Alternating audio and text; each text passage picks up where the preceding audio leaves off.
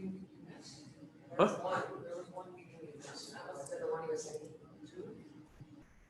Airport waste. No, a meeting could have had something here, Denver. You guys go to something with going. What meeting was it that you were gone for? I remember you. Live. You're supposed to put your lights off when we're live, because they can hear all the rustling of everything.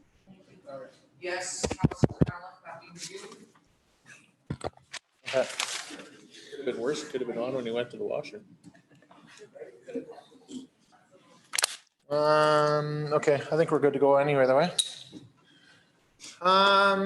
Okay, so I will call this meeting to order. Pull up my agenda and get organized here. First off, I'm gonna add in under number 7, let's call it, move adjournment to number 8, and under 7 we'll have an in-camera for legal and another for personnel. Any other changes to the agenda? If not, I'd accept a motion to. Motion to adopt the agenda as amended. Any discussion? Call the question, those in favor? That is carried.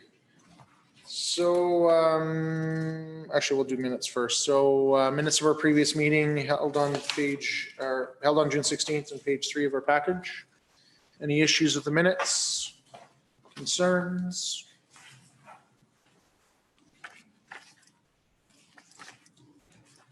Councilor King, I'll make a motion to accept the minutes as presented. any discussion? Call the question, those in favor? That is carried. CAO update. So first off, I'd like to start out by welcoming Mr. David Kim, our CAO who started, he's on day 2. He started there yesterday. And so we've been bombarding him with some orientation here over the last couple of days. And I always think it's interesting because the CAO job is very one that we kind of throw you in there and see how good a swimmer you are. And hopefully he keeps his head above water. But we're excited to see what he can do. Lori has graciously managed the CAO position for the last week or so after Gordon left here at the end of June. And so for tonight's meeting, David's going to take more of an observation role, and Lori's going to guide us through the CAO update and some of that stuff. But just wanted to welcome David here again. We're already in our second meeting with him, so it's kind of old hat already to us, but really excited to see what he can do. And obviously, thank you very much, Lori, for covering for us for this transition period. You're welcome. So with that, I will turn over the CAO update to Lori. Okay, you should have a copy, so I'll just hit a few highlights. Under safety, orientations are being conducted for new parks operator who will be added to the working crew. Under economic development officer position, we have received 12 resumes so far. They're going to close the posting on July 17th, and then they, I believe, will start holding interviews. Under public works, they are working away at the sweeping and grading the gravel roads as well. They have cleaned up the recycle center. For the fire department, they've received 3 MVC calls, a residential alarm, 1 medical, 1 gas hazard, 1 SAR, and 1 nuclear fire in the whole Slave Lake. 4 projects. The contractor started the road work for the northeast and northwest quadrants of town last week. So this is the maintenance work. A lot of sections in the northwest are already paved now. Due to the rain forecast this week, they are anticipating that the work may progress slowly as a result. Enforcement services has been busy with unsightly premises complaints, which continue to be the most prevalent call for service, and a few animal neglect complaints. Under aquatics, the town has been communicating with the NLC on a relaunch of the pool in hopes that we can open in September. Their timeline is January. For facilities and parks, they've completed the cutback of grass and brush along the Alawis trails, and then went behind that and did some additional cleanup. They're maintaining parks and green space cutting as well. For the Visitor Information Center, it was relaunched on June 24th, and they are seeing visitors every day at that facility. And that's the highlights. Any questions on that? Okay, Councillor King. I just have a few comments and a few questions. Just for Gary, we were talking about earlier, we're communicating about the pool to the public, some kind of something, some general idea. There's lots of questions about it. I know we don't have a timeline, but just that we're doing our general yearly shutdown, whatever we can do. Certainly, we'll look at that. It's a bit of a challenge without knowing a definitive date, but we'll look at it. I also had a question about the slow pitch diamond, the Slave Lake Minor Baseball Team funding for the shale infields. What does that mean for us? Does that mean, would it be more monetary, more keep up for us, or is that something they look after themselves? We've looked at it and it'll be about the same cost. There will be some changes to our work, and it will need to be, for lack of a better term, dragged from time to time, but then we don't have to mow that same space. So our contractor has looked at it and says, you know what, it's actually not, it's gonna be roughly the same cost. It's not gonna be that change in cost. However, it'll change their play because they won't have to be playing in a grass area that's harder for us. And the roof leaks at the MRC, are those new? Are those new leaks, or are those the old leaks that were repaired and? Old leaks that have been repaired that have shown up Again. Show up on these heavy rain, thunderstorm type of events. And we finally have determined where the cause is. We just need to take it to the next level. So we have to figure that out, that assessment. And one more for you, Gary, because they all seem to be under yours. The pumps that failed, were they under warranty? So no, that was in this building. Mm-hmm. And those were pumps that when this building was reconstructed after the fire, there were some pumps and some mechanical pieces that were reused. And so those were going back to the original construction of this building. Although they were not under warranty. Okay, Councillor McGregor and then Councillor Brandel. Okay, so mine is still on the shale infield. So did we not have shale infields? We got rid of them. We went to grass. We're going back and funding, like, did they just ask the community for funding, or you don't know how they got funding, or why are we doing this? They received some funding through Baseball Alberta. So the funding, and they also had some through their own sources, through community sponsorship. Basically, that's the way to describe it. And I'm not sure on the history. What I do know is that they do have some challenges with play on the infields. One of the biggest challenges is that our ball diamonds aren't irrigated. So that means our grass doesn't grow as thick as it could. And that's to get into the ball and get some really good balance and those type of things on the infield. We need that thick, lush grass. We have decent grass, but it's just not as thick and as lush, and we can't cut it as short as what the standard, what they like to see for standard. So reverting back was a compromise, and it was a compromise that they're paying 100% of the costs. The administration, we said, we don't see issues with. And then our contractor will look after the shale infields, or minor baseball's gonna? Our contractor will, but it's, like I said, it's about the same cost as maintaining the grass. Till the shale has to be replaced. And so I'll just remind too, council, please, for the people that are watching at home or whatever, use your microphones, turn them on. 'Cause they Yeah, can't- okay, I missed it. We're supposed to turn them off when we're not talking. I can talk loud enough for the people at home. I got one more.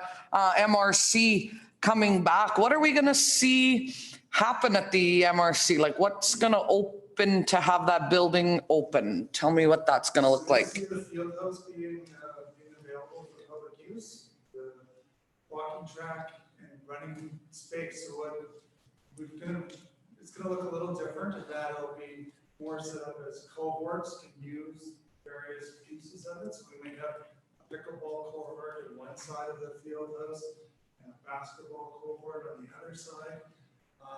For walkers will be kept on the main floor, go around the outside of the boards of the field house. So I saw that as a bit of a unique thing, instead of having walkers and runners co-mingling as a way of maintaining that separation.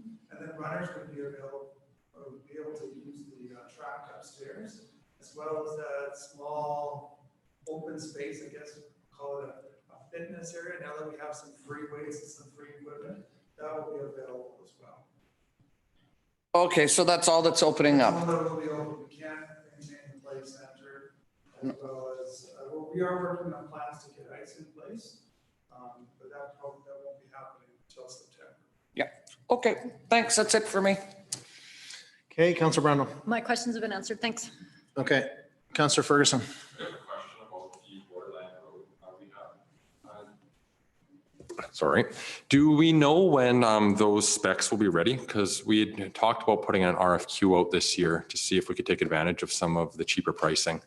I mean, Kush would probably be better to answer that question, but I see he's not here. Just wondering if everybody has that information. Yeah, we're gonna have a discussion about some shovel-ready project later in. We'll be later, here later to discuss that, so we could defer that question maybe. It's our last item on the agenda, so we Yep. can touch on that.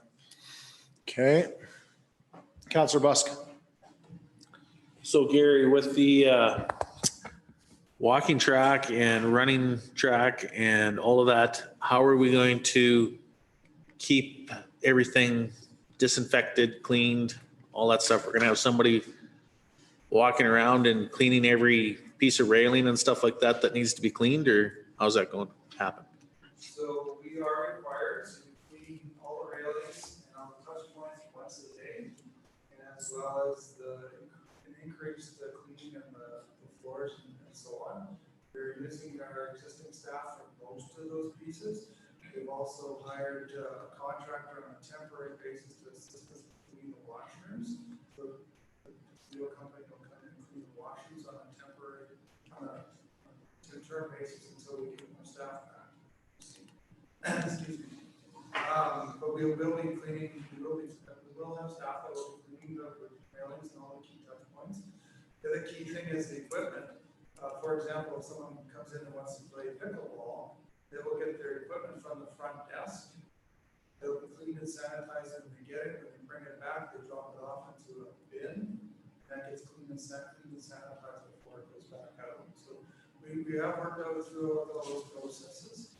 And feel like we have a plan in place that we can move forward.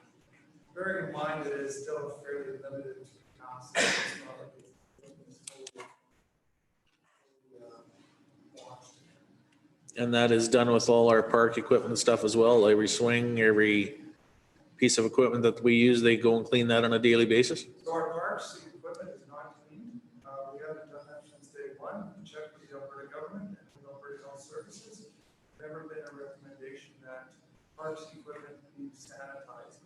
If parks equipment has to be sanitized, that poses another significant challenge in terms of how it has to happen. So our parks equipment will not.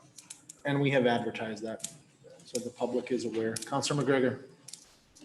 Yeah, that's what I was gonna say. There is a sign, Darren, that says like that they don't clean it, so people read that before they go and take their kids. My concern is gonna be with the washrooms at the MRC. We may need a sign that says these are not for public washrooms. I see that almost all places in Slave Lake. I'm worried that we may have our visitors come and using the washrooms as this one's not open and there is no washrooms in town for public use. So just a concern of mine when the MRC was getting opened up. I'm just worried about rainy days and transient use and washrooms and you know the list. So to be clear though, these are public washrooms. We're just concerned about loitering in the washrooms. Well, no, like you can't use a washroom in lots of places around town. It says no public washroom. Like it's for their staff. But we will allow the public to use the washroom at the MRC.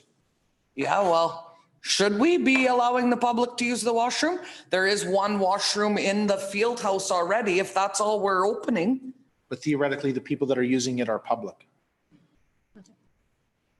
Yeah, okay, well, maybe we don't open them. What do you want me to say here on the old YouTube? Like, We have to. Can't because of the nature of the facility that we can't open the facility. Okay. We have to provide washrooms. We are required not to provide locker room spaces, so the locker rooms in the field house area will be locked. Provide those washrooms. There is a corridor that's been created past the front desk to washrooms beside the concession, and our intent was to open those ones, so we can monitor that from the front desk or to see what trends we use. Okay. So, but basically, we will have washrooms available for users, but we'll stress that the users are the ones using the washroom. Okay, Councillor King. I was just going to ask if the staff were comfortable monitoring that area.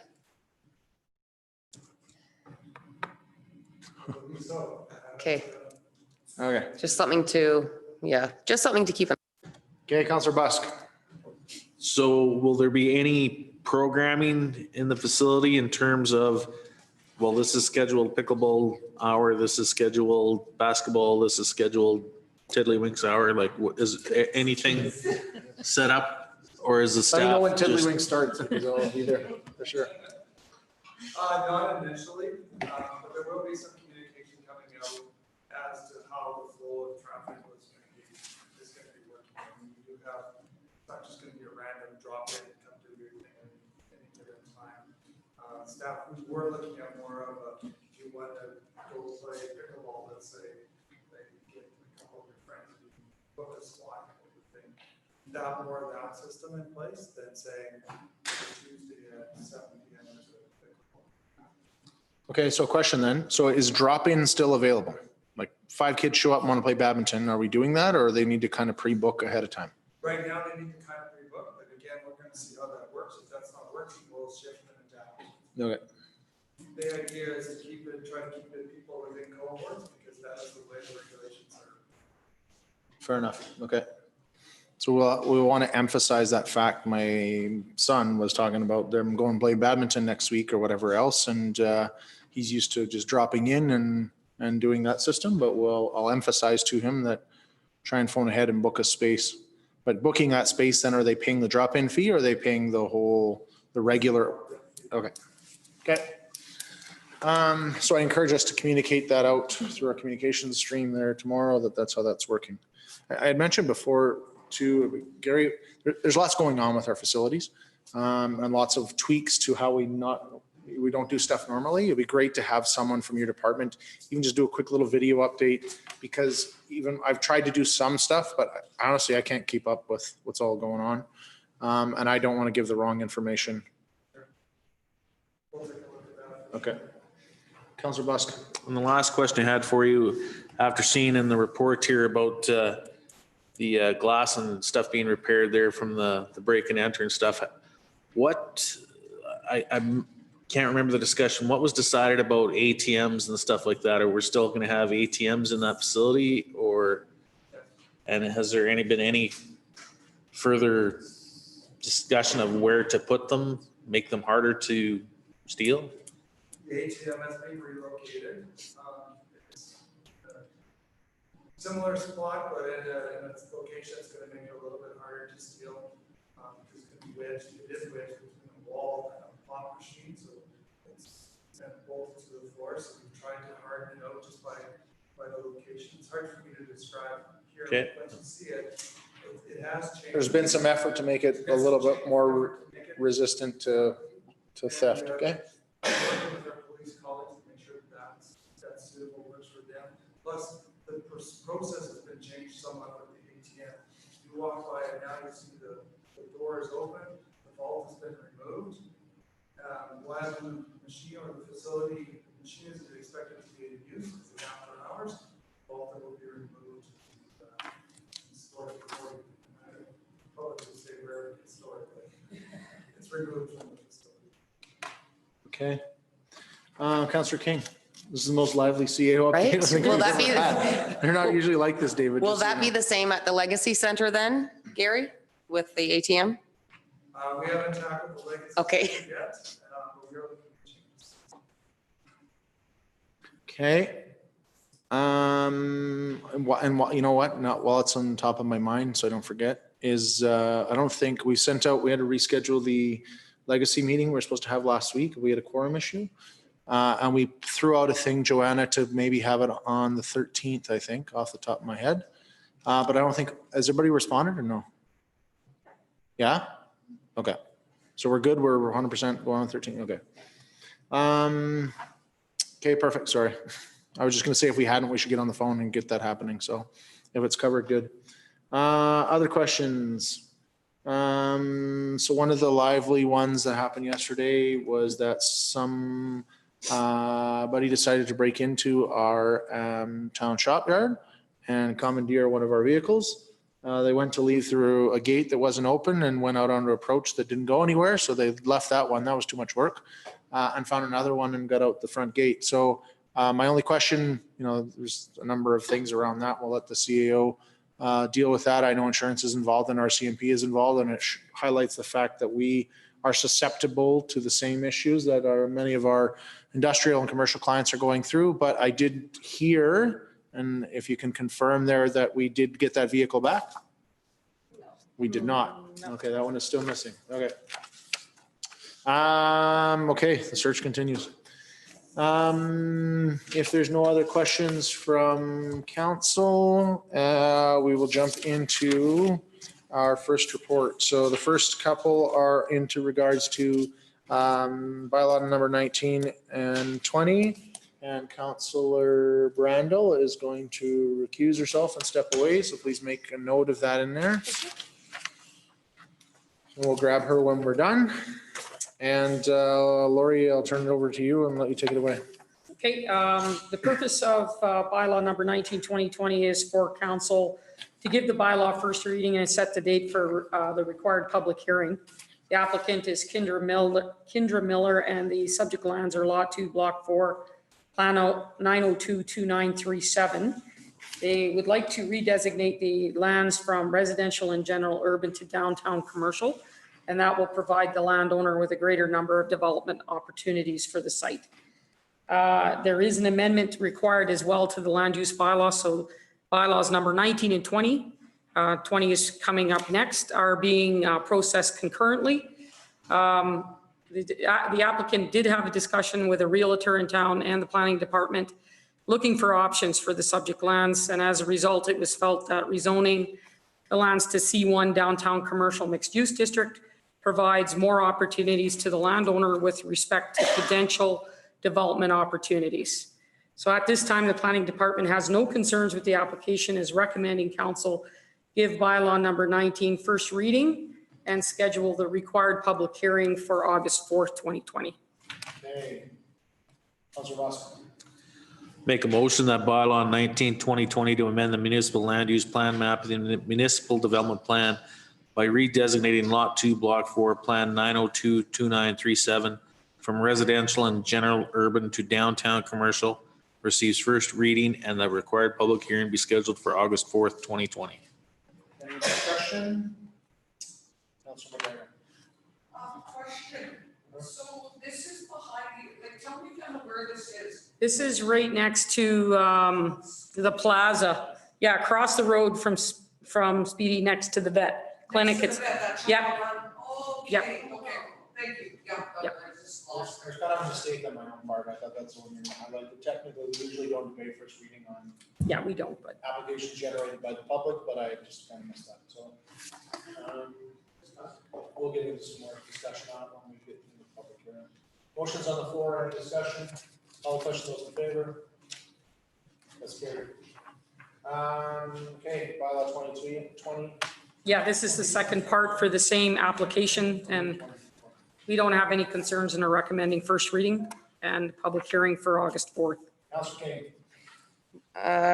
Make a motion that bylaw number 2020 to amend the land use district map of the land use bylaw 22, 2007 by redistricting Lot 2, Block 4, Plan 9022937 from R3 High Density Residential District to C1 Downtown Commercial Mixed Use District receives first reading and the required public hearing be scheduled for August 4th, 2020.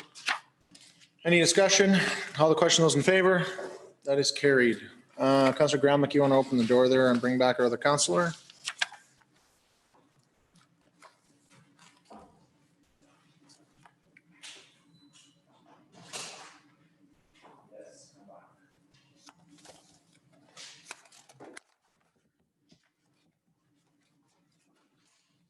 Okay, all right, we'll jump into Big Fish Bay. Okay. Page 28 in our package. Your worship and members of council, the purpose of this report is for council to review and approve variances to the Big Fish Bay RV Resort Design Basis Report. The applicant is Willie Dreger with Big Fish Bay. The landowner is the town of Slave Lake. So a little bit of history. On November 6, 2018, council approved the design basis report for Big Fish Bay. It was developed at that time because the town's development standards and procedures did not have design detail appropriate for a recreation resort. Basically, we have residential, commercial type developments, but nothing anywhere close to what they were developing there.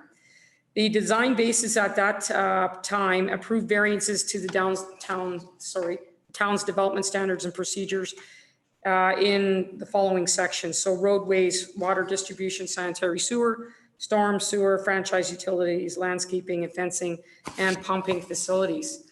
As a result, all developments going forward after that point in Big Fish Bay were to provide detailed drawings, which were reviewed by our engineers in association with the design basis report. So Mr. Dreger is requesting some additional variances to the design basis report, and they must be considered by council. So I'm just highlighting some of this. This came about as they came forward with the 130 lots, which is phase 2. And when they started doing the detailed design, they realized that some of the design components of the design basis report were pretty onerous. So they're coming back with some minor variances.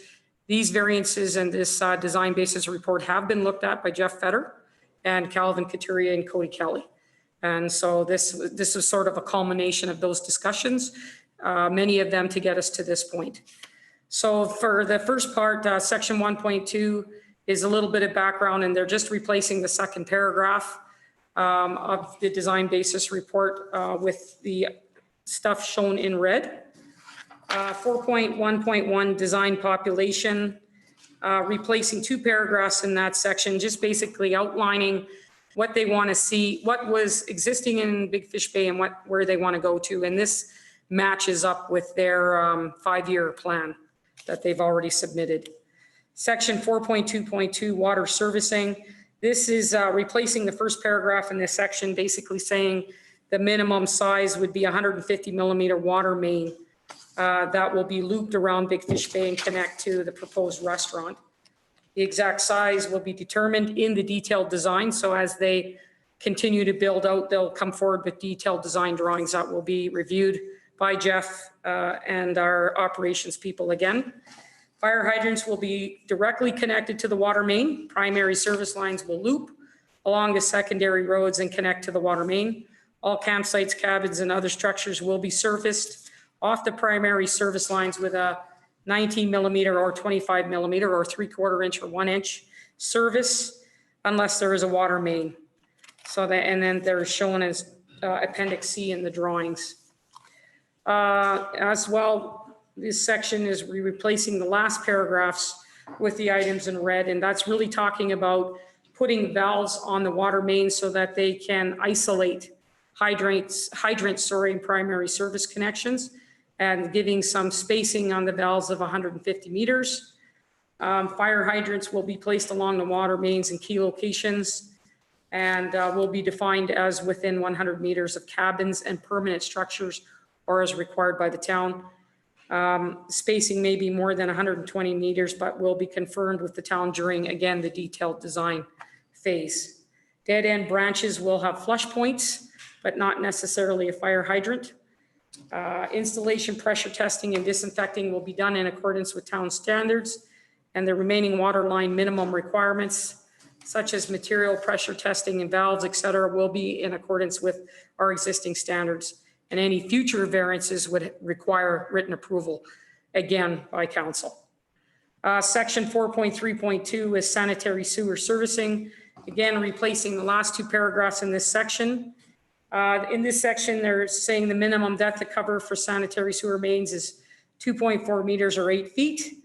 And water mains and gravity sanitary will be placed 3 meters apart. And gravity sewer lines will have a minimum grade of 1%. Manholes will be placed near septic tanks at key locations to allow for easier maintenance.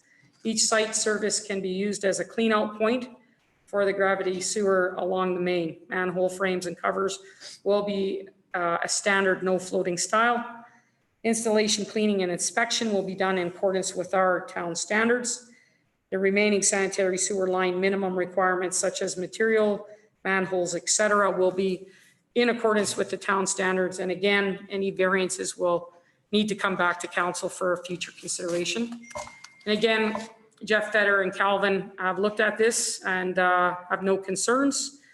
So the planning department as well has no concerns with the proposed variances. It's understood that Big Fish Bay is a seasonal recreational development that is unique from a planning standpoint. In order to allow the continued growth and development of the resort, the design basis report must provide a reasonable design standard that is not too onerous to construct and yet ensures operational function. So as such, we're recommending council approve the variances, which are outlined in or included in the amended Big Fish Bay design basis report version 2, which is attached. Any questions? Councillor Busk. So I think this is a great idea. My only concern is, being that this is a town, I guess, owned facility, to put it bluntly, we're gonna have Associated or somebody there when they're putting these lines, hydrants, all this stuff in to ensure that they are to town standards and not just thrown in the ground? That's not typical. We don't even do that with our residential No? commercial subdivision. Okay. No. I mean, they'll have to submit some detailed design drawings when they get done, some as-built, and they'll have to pressure test. But no, we don't typically have staff out there inspecting as they install. Okay. Councillor McGregor. So I guess, positive comment is it's nice to see Billy still moving ahead with this kind of stuff. And from your other reports that you brought forward, he seems to be really good to work with. I find that everything always comes to us. It's laid out, it needs to change, it's always asked, it's never done without asking, and so I appreciate that. Yeah. I appreciate that it comes to us and then he keeps on task. We ask him to keep bringing us plans and each year, and when they were changing, and it does, it works. So it's kind of nice to see. So yeah, I can make a motion unless we're ready to go. Feel free. The council approves the variances requested as outlined in the amended Big Fish Bay RV Resort Design Basis Report version 2 dated June 2020. Any discussion? Call the question, those in favor? That's carried. Always excited to hear that Big Fish Bay is getting bigger. Next, we'll get into page 65 of our package. Gary's going to talk about parking of recreational vehicles. Put us on the hot seat. Okay? Right. Thank you. Every year from time to time, the Enforcement Services Department receives complaints about RVs parked on the street. The most common concerns are sight lines, the narrowing of the drive path down the middle of the street, as well as what some people perceive to be a negative perception of our community with RVs parked on the street. Our peace officers go out, they do a really good job of trying to get the RVs or any unattached trailers moved. And in my time with the town, they haven't ticketed or towed any of the vehicles because they've always been able to get compliance from owners. And we certainly thank the community from that. When they're out talking with RV owners though, they typically hear the same similar concerns coming back from the RV owners, just saying we should be allowed to have our RV on the street, at least to load and clean and do some other tasks and some maintenance on our RVs. Our current bylaw says that you're not allowed to have an RV or any unattached trailer on a street street period. And any vehicles have to move every 72 hours. That's a provincial rule that vehicles have to move every 72 hours. And so our former interim CAO had received some calls from RV owners and wanted us to bring a report to you to see if you had any desire to change the rules around RVs on the street. Some municipalities have different bylaws. Some allow RVs period up to the 72-hour rule. Others, like the city of Grand Prairie, have come up with a hybrid approach where they allow RVs up to 48 hours during summer months with a number of conditions. So it has to allow safe passage of vehicles and has to be in front of the owner's property and so on. Our question, or my question to you is do you want to see a change in the rules around RVs on the street, recognizing that there really are opinions on both sides of this equation? When I pulled up the statistics the date that I wrote this report, in 2019, our peace officers had only received 9 complaints for the entire year. So far this year, as of that date, there were only 4 complaints that come in about RV parking on the street. So it is an issue in the community, but it's not one of the most prevalent issues in terms of statistics. And because of that, we were recommending that we leave it as status quo, but this is something certainly that Gordon had wanted us to bring to you to see if council had any desires to make any changes. Okay. We thought we would bring a report first before we start drafting and working on changes. Okay.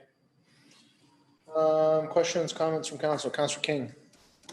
I personally feel like some of our streets are congested enough as it is, just with vehicles, and I'm okay with leaving it status quo. Okay, other questions, comments?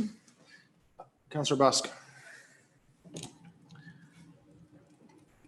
I kind of agree with Councillor King, but I understand both sides of it. You've got a trailer that you want to move all your stuff out to go camping and stuff like this, and you have to put it in your vehicle to take it to a trailer somewhere else to load it up. Like if you're in your driveway and stuff like this and loading it up and have to pull it out onto the street to put some stuff in, I don't see, as long as it's not sitting there for weeks at a time, what the big deal would be. But like you say, some of our streets are very congested already and it could cause grief, but. Okay. I'm curious, Alex, because you're here, from a fire services perspective there, what your thoughts are on it? Personally, in the southeast, some of the deep southeast, fire truck, garbage truck, some of those bigger units, it is a tough squeeze. I agree with you. Going to the trailer, load up, but as a camper myself, more than a few hours, maybe overnight, that's an unattached trailer to me is unacceptable. It just takes up a lot of space in the street. That's my personal thought. We have not, in my time, come across what we could get through because of the trailer on the street, but it's very close to something. Probably part of the reason you haven't run into it in the past is because we have this bylaw that exists. So, Councillor Brandel. You went the other way. You were already on. Oh, was it? Keep going. So this doesn't happen in the winter time, right? It's not an issue for snow clearing. It's just the seasonal summertime, It's not as great of a concern in the wintertime. but it does come up now and again. From time to time, I think there was, if I remember right, going back, I think there was once or twice where there was a concern in the wintertime. And the bylaw also applies to all unattached trailers, not just RVs, but it becomes more of a prevalent issue in the summertime. Okay. And so you've had 4 calls this year already. Did you track how many you had last year at all? There were 9 in all of 2019. Okay. Yeah, I think there's bigger fish to fry, so I'm okay with status quo too, actually. Okay, Councillor McGregor. And we're not, we're not saying, like, when people come and they bring their camper out of storage and it's hooked to their truck and they park in front of their house and they load it up and they take it to Big Fish or Roland or Martin or wherever they go, we're not saying that's wrong. It's when they come, stop, unpark, then leave it for a couple days and then plug it in so their friends can stay in it for the weekend and then put the slide out into the street. And those are the concerns. Otherwise, you can leave your vehicle attached to it, load it in your driveway or in front of you and take it, right? Yeah. That's correct. Okay. It's the unattached trailer on the street is where the bylaw is at conflict. Yeah. And like you say, it's not just RVs, it's if you've got a flat deck with 2 quads and 3 sleds on it, that's taking up space just the same as anything else, correct? That's correct. Question would be, why would you have a flat deck with quads and skidoos on it at the same time? Gonna run into. Oh, yeah. Depends how far north you're going, I guess, eh? Okay. Okay, Councillor Ferguson. Just like to make a motion that council receives this report for information. Any further discussion? Call the question. Those in favor? That's carried. Okay. Flipping back here, next one. Oh, yeah, right. Automated traffic enforcement. I'm sorry, but I do have to ask. Of course, as you know, Global Traffic Group provides automatic traffic enforcement, or ATE, for on behalf of the town. They're under contract until next February. And of course, any of the locations that they work at are approved by the RCMP and follow strict guidelines by Alberta Justice and Solicitor General. ATE was paused in Slave Lake because of decisions relating to global or COVID-19 pandemic. And Global Traffic has since laid off their operators. Those layoffs will become permanent on July 20th, 2020. We are asking that council consider relaunching ATE enforcement by July 20th, 2020. Okay, so I'll start with this one. So this wasn't a very big public discussion. It was touched on in one of our live stream ones that we did as some questions, but it was right at the end. So 98% of the public probably has no idea that back in March when COVID kind of started, there was some sensitivity from council that it was a very uneasy time. People were easily distracted. It was also a time when people were very concerned about their finances as they move forward. And so council made a decision that in the event it didn't negatively affect us financially from a perspective that we would have to continue to pay for some services or affect our contract, that could we pause with photo radar, basically. And so since that period, there has been no photo radar in Slave Lake. And so for obvious reasons, we have not been advertising that. But our contractor now is basically, there will be some cost implications if they have to permanently lay those people off, and they will come back to us. Gary has also highlighted in here that there is money budgeted to be spent out of the budget for some of the capital side of things. One of the things that we've said with photo radar has never become part of our operational plan, so that if we ever did cease operation or got rid of it, that it would have no negative impact on us. But recognizing that when we did budget, we anticipated some revenues. It is built into the capital side of things, as it goes into some of our parks and some of the safety things that we do. The big question comes that do we renew here and finish off our contract? Discussions on whether or not we continue past February 2021, which is, approximately, we're knocking on the door 6 months away. Will happen at a future date, but do we want to resume? So just wanted to add some context of how we got to where we're at. And now it's just a question up for debate. So Councillor Brando, Councillor King. When is our contract up? In February of next year, 21? of 2021. Okay. I was always a fan for it, so I'm still going to advocate for it. I think we should continue again. Otherwise, we'll have probably cost implications to this contract, so. Councillor King. I was always a no for photo radar, but my question is, if we cancel the contract, is there a financial recourse for doing that? So the answer is not directly, but the contractor may come back with a claim at some point. We would need to have further conversation with our contractor. I'm confident that we could mitigate that, but there potentially could be. Because the issue is with temporary layoffs, is that you're able to defer, and we've had government assistance to help us with employees. But once you transition from a temporary to a permanent layoff, now you have to pay out the people out severance. And so then, it'd be a question of whether our contractor says, yeah, I'll just eat that, no problem, or come that back to the town. And we don't have anything in our contract that if we break the contract early, It it's doesn't- different circumstances, It right? doesn't specify that there's X number of dollars penalty type of thing, as in some contracts might do that, where we potentially could be liable for some of their costs in us breaking that contract. Okay, Councillor McGregor. I too am in favor of traffic enforcement.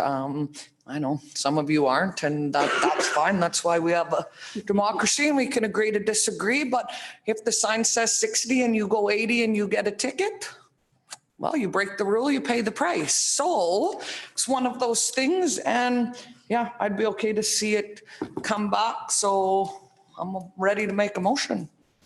Well, you have a right But to we make a got motion. election talk. You have a right to make a motion and we can still debate it. So feel free, make a motion. That council direct administration to provide global traffic group limited notice to resume automated traffic enforcement starting on July 20th, 2020. Okay, interesting date choice there too. Let's keep going with discussion. Councillor Graham. Gary, we're monitoring the speeds with our signs, right? Have we noticed a speed increase since we haven't done this? So the signs only provide speeds just on the highways, Yeah. Highway 2 and Highway 88. There really hasn't been significant changes in the speeds that are picked off on those signs. I just pulled the reports the other day, actually, and it's kind of consistent in that. We all learned our lesson and we're good without it. Then for my fellow council members, if we were voted to take this away during COVID for people's finances, I could assure you no one's finances have changed in the last 3 months. They've probably gotten worse. So if that's why you voted to take it away, no one has any more money than they did 3 months ago. Okay, nice pitch. Councillor Busk. One of the biggest things for this was to make our school zone safer and stuff like that, with no school in session and stuff like this till at the earliest, maybe September. I don't see what the rush is to bring it back. I was never a fan for it anyways, but like I say, if we haven't been seeing huge increases, if we don't have the cops stopping people out on the highways consistently, there's been no more accidents at Tim Hortons intersection because of speed and stuff like this. I don't see what the urgent need is to bring back photo radar. I will just add there that in our communication that we have been sending out, though, the peace officers' releases and things that they've done, they've talked about increased speeds around town and that they're seeing an increase and telling people to slow down. So although our 2 ones on the highway aren't noticing a difference, to be clear, are we seeing an increase in town or not? So our peace officers anecdotally have encountered higher speeds in town, for Okay. sure. Okay, So we've seen an increase with tickets from our bylaw officers then? The size of the tickets has gone up, we'll put it that way. The size of the tickets. So speeds Have are the higher. number- Have the number of tickets from, Number of tickets hasn't gone up, but the speeds are higher for the tickets that they're writing. so summer's here and people are gonna speed, so. okay. Councillor McGregor. So I just want to be clear, when you were saying, I thought that the starting date of this July 20th was to have implications on the staff that they have temporarily laid off. So it's not about school being in session. It's not about any of that. It's about layoffs that are with the people that do the job. Okay. It's about the fact that we paused the contract, and so are we ready to unpause it, or where are we at? Councillor Graham. I was just gonna touch on that. I don't love photo radar, but since it's paused, I'd be more interested in unpausing it when school starts and letting us continue on pause and rediscuss in the fall. Okay. Councillor Ferguson. I'm in favor of resuming it. Photo radar, when I first got on council, was kind of one of those things that I didn't really know if I was for it or against it. But when I looked at the evidence, the tickets per hour, since photo radar has been introduced. It's obvious that it's just another tool in our arsenal to make sure that safety is enforced. So I'm definitely in favor of resuming it. Okay. I wanted to speak before Councillor Ferguson, because now it looks like we're at 3-3. So anybody else want to add anything? You know, I will say that I firmly believe that using photo radar, as you know, I've said this before and I'll say it again, I think photo radar is a tool, one tool of many when it comes to enforcing safety in our community. And I firmly believe 1,000,000% that we have seen people's driving patterns change because of the use of photo radar. Whether or not I think we should continue beyond February 2021 when our contract ends, I think that's a decision I definitely haven't made up in my mind. And we'd have to have some more in-depth discussion about the value of continuing beyond that. However, three things I recognize right now. Our own departments are telling us that we're seeing increased speeds. Issue number one. Issue number two, we entered into a contract with a business that said we were going to do X. And so when we're an organization that's really prone to economic development and having businesses do business in our community, I think we should honor the agreements that we said that we were going to do.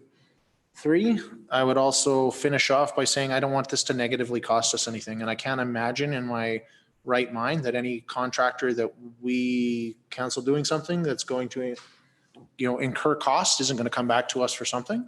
And so I'd rather see us resume, finish out the last 6 months and have a deeper discussion come the fall, whether or not we should continue beyond that. So I would be in favor of the motion. Any further discussion? Call the question. Those in favor of the motion to resume our contract? Those opposed? That is carried. Okay, let's get into video surveillance.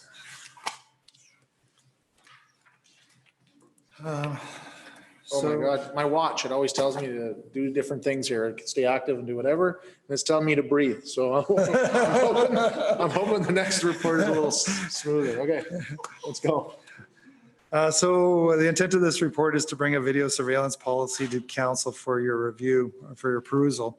Earlier this year, town staff were at a legal presentation looking at legal issues in municipalities. And one of the points that was discussed was video surveillance policies, recognizing that we do not have a formal policy in place. Staff started working on that. In March, there was a motion also made by council to look at public surveillance cameras and look at what Lac La Biche has been doing around that. Well, Lac La Biche and our efforts around that have been somewhat paused because of COVID. We really wanted to go take a look at their system and look at it. We decided to continue on the route of working on the policy side of things so that it's ready in the event that we can move forward. Secondly, we also still need a policy because we have surveillance cameras in all our facilities. So we looked at using both the city of Edmonton and Grand Prairie as the main examples, as well as Lac La Biche's county's policies. And we've drafted a policy that really spells out how video surveillance is used, how the rules around it, so to speak. The biggest changes that you'll see is that it requires some signage on all our facilities. There are some restrictions spelled out in how the video gets released. Can only be released to law enforcement, by the way. And how, if it is used internally, how that is used to keep privacy up front and in the forefront. All video surveillance policies must meet the Freedom of Information and Privacy Protection Act, so the FOIP requirements. And so that's what this policy is set to do. If anything, we've taken policies written in the cities that were written by lawyers and actually have clarified a few of the points. This policy does allow for public surveillance cameras, so that has been built into here. Should that be a future council decision, that this policy will also cover that. We would need to do a privacy impact assessment, which is an internal process, but we certainly could use this for providing guidance for our future. Okay. theoretically, we have video surveillance right now in different facilities and we do not have a policy for it. My big question is, why is it effective September 1st? Oh, sorry, I forgot to mention that. It was written in my notes. The reason for September 1st was just to give us some time in terms of signage. We need to have signage put out and all that on. We didn't want to go through the expense of creating the signage unless the policy was passed. Questions, Councilor McGregor? Inside, outside video surveillance is which one? Is it both? Both. And we have it at the Legacy Center, the pool, the MRC, the town office and the fire hall? Those are all our buildings, right? And the town shop, but the pool is actually covered by the colleges. Oh, they are the college. Okay. Okay. Okay, thanks. And a note, Gary, that the Legacy Center is not one of ours and we should probably take this similar policy to Legacy because I almost guarantee you we don't have one. That's correct. Okay. Other questions, comments? Councilor King? I make a motion that council approve the video surveillance policy effective September 1st, 2020. Any discussion? Councilor Ferguson and then Councilor. We're fighting for air tonight. This is unusual. Well, you were just saying the Legacy. So the Legacy isn't ours, but we have video surveillance inside and outside of ours of this. So it needs to be taken to the corporation? Yes. Okay. So the corporation has video surveillance in their building that they own, but I don't think we have a policy. built. Okay. So, Okay, thanks. Councilor Ferguson. So I just wanted to clarify, I think you touched on it, just a couple of the points seem a little contradictory. So if we have a high theft area in a certain part of town, we could hypothetically set a stand up, put a camera and position it in that part of town, like off the street, or no? I'm just thinking about like the industrial area or maybe the exits of towns, you know, where, you know, somebody steals some equipment and they leave from one of the 4 exits from town.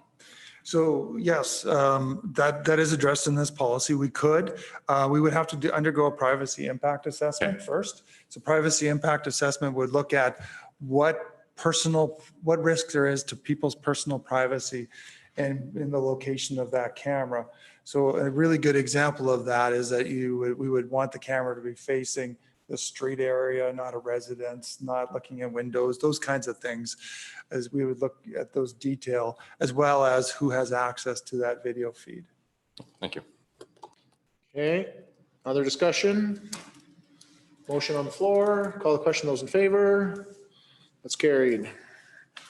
Okay, Gary, you're a popular guy tonight, weed inspector. Just stack all these up. Is this just to get everything done and then we won't see you for the rest of summer? or- Maybe.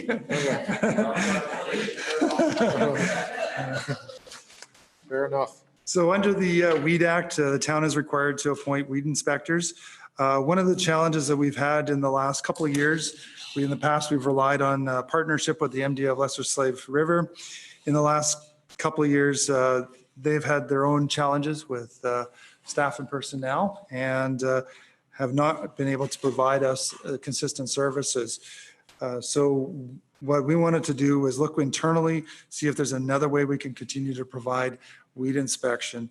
To be clear, we do get a number of weed complaints throughout the year, both through our peace officers on the unsightly premises side of things, as well as there's an app called EDD Maps, that's put out by the province. And if there's somebody sees a weed, they think it's a noxious or prohibited weed, they can take a picture of it. It's geotagged based on your phone's location. That gets sent to the province, but it eventually comes to us. And if it's on town property, that's okay. We can deal with it. Our parks crews or operations crews go out and deal with the weed. But the challenge is when it becomes on private property. And so up until this point, only our senior peace officer had been appointed as a weed inspector. We have someone that's in-house within our staffing complement who has had forestry type training, has done weed inspection for industry in the past, and has expressed interest in shifting some of her duties around as required to help us with some of the complaints that are fall onto public or onto private property. Again, using good PR and tact, we're very hopeful that that would solve a lot of the issues. So that's what we are asking, is that council appoint that individual as a weed inspector, as well as our second peace officer never was appointed as a weed inspector. We had a peace officer before that was appointed. When he left and we hired the new peace officer, he wasn't within that category. So we're asking for those two individuals to be appointed. Okay, questions, Councilor McGarry? Okay, so I'm gonna try to put this as nice as I possibly can. But like I'm telling you, we have had weeds in Slave Lake for 45 years. They are in the trail, they are on private lands, they are on like empty lots, they are everywhere. We do not a whole bunch about them. I don't think we ever have. I almost feel like this is just something we do to say, check that we've got a box covered. Like I got weeds down the street from me that are, I mean, they're bad weeds. My husband's a trapper and could tell me those things. I have forestry friends too. And they're like, Troy, these weeds are so bad, but we still got them. And that was 10 years ago and we still have them this year. And so like, do we really need to do this or are we just covering a box? Let's be honest. We are required by the Weed Act to have weed inspectors. And, that'll be my answer.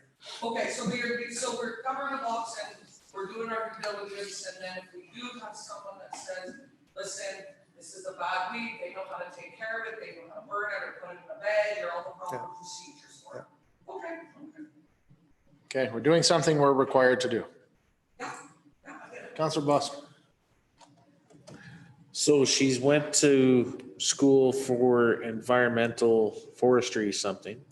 She doesn't need specific requirements to be able to identify noxious weeds or anything like that. That just, So typically, there is actually a weed inspector course, a weed inspector school that happens every year, every spring. That's where the MD is also, has their weed inspectors trained. Because of COVID, that is not happening this year. Their weed inspectors are not, they have the same challenges with training as we do. In working with this staff member, we believe that she has done very similar roles with industry. So she is very knowledgeable about the plants that she might face in town. And we certainly believe that she has the tact and ability to be able to work with people. because I know in the past, and it was just brought up to me the other day, that the superintendent out at the golf course has worked with us in the past to eliminate some of the weeds once they were found and stuff like this. Right. So my question is, if we find something that is noxious, we don't hand pull every weed? Do we go in and spray, depending on what it is, but do we go in and spray it? Like we must have some kind of I don't remember it as a budget item to be able to go in and buy a whole bunch of. The budget item is $3,000 for weed inspection services. For inspection services, that's when we used to get it from the Contract out to the MD. MD. No, we're gonna do it in-house. So the actual control of the weeds depends on the weed, depends on the location. There's a number of circumstances that we look at. We look at each kind of case as to what's the best bet for that. Some weeds do have to be handpicked, unfortunately. But others, yes, herbicides certainly work if it's depending on the application and the location and so on. Okay, Councillor King, I was just going to make a motion. go for it. Make a motion to appoint Taylor Tonsi as a municipal inspector for the town of Slave Lake according to Section 7 of the Weed Control Act for the duration of her employment with the town. And to appoint Sean Cordero as a municipal inspector for the town of Slave Lake according to Section 7 of the Weed Control Act for the duration of his employment with the town. It doesn't have to be two motions, correct? It would probably be better if it were two. That way it's Okay. clear. So we'll stick with the first one. We're appointing Taylor Tonsi. Discussion, Councillor Brandel. Wondering if Sean had the same training that Taylor did, or? Sean did not. We would be working, his would be more from the enforcement perspective in terms of serving notices and that type of thing. So because we've already, thank you. Because we've already had the agreement with the MD in the past, do they have one this year? Like, are they going to be wanting to use ours now too, or? No, they do have a weed inspector, but this person again has some training challenges as well as a fairly large area this year that they're going to have to look after. Okay, yeah, no, I was just looking for capacity issues, so, yeah. Okay. Okay, motion on the floor for Taylor Tonsi. Any discussion? Call the question. Those in favor? It's carried. Second motion for the extra other person. No, we had to do it in two separate. So Councillor King does a motion for the second person to appoint Sean Cadero as the municipal inspector of the town of Slave Lake according to section 7 of the Weed Control Act for the duration of each of his employment with the town. Any discussion? Call the question. Those in favor? That's carried. Two motions, done. Thank you. Thanks, Gary. See you in the fall, eh? Okay, economic development website header. Good afternoon, Council. The purpose of this report is for Council to approve the implementation of an economic development website header to be integrated into the current Town of Slave Lake website redesign. In late May, former interim CAO Gordon Lundy spoke with communications about finding estimates for a new website for business attraction and retention. Council approved the contract with Progress Unlimited Incorporated to oversee the 2-year project to build a resilient economic development program with the town of Slave Lake. The Communications and Progress Unlimited met in June to discuss communications and marketing deliverables for economic development that will be delivered in partnership with the Communications Coordinator. Together, the Communications Coordinator and Progress Unlimited adjusted timelines to concentrate communications and marketing deliverables related to economic development from July 2020 to December 2020.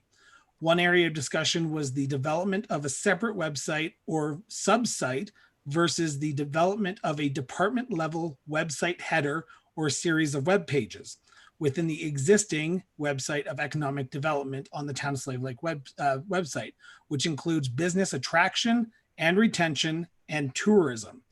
Administration had spoken with our current website provider, Civic Plus, to discuss potential options of adding a website to the current Town of Slave Lake website. Interim CAO Gordon Lundy informed administration that the Cooperative Investment Partnership Marketing Grant through Travel Alberta could possibly help cover some of or all of the cost for the implementation of a new website or department header. The partnership marketing grant is collaborative tourism marketing projects. There are 2 2020 intakes, June and in September. As we just missed June, we will be applying for the September intake. Applicants are not required to match funding for this grant. So just a brief description, for the discussion, administration spoke with the town's account manager with Civic Plus and discussed website development around economic development. There are 2 options that Civic Plus presented to the town. One would be a sub-site. A sub-site is a standalone website that is related to its parent site. The sub-site can have either a similar design or a completely unique on its own design. Sub-sites tend to be bigger and more robust than the department header package.